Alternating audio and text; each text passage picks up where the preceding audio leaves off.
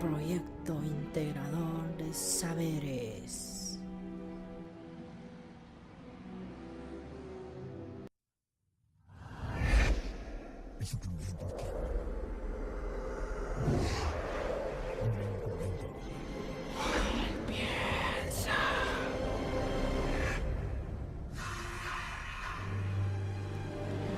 Los estudiantes de la UNAE se embarcarán en una maravillosa y mágica aventura en donde buscarán conocer la influencia del aula modular en el proceso interactivo de enseñanza y aprendizaje. Se ha observado que los estudiantes se sientan muy juntos entre sí, lo que genera indisciplina y dispersión entre los mismos.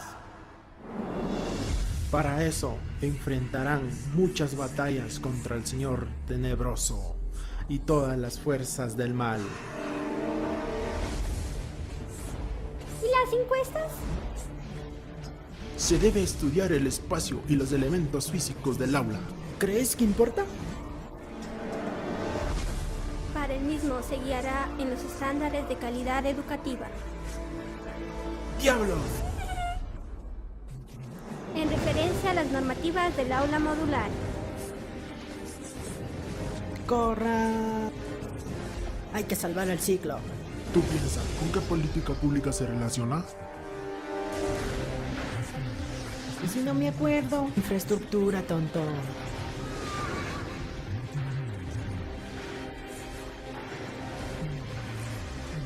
¡Apúrense, gorditos!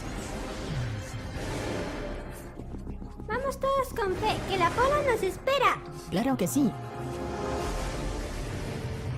Ya queda poco tiempo.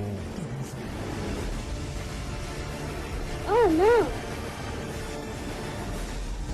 No lo vas a lograr.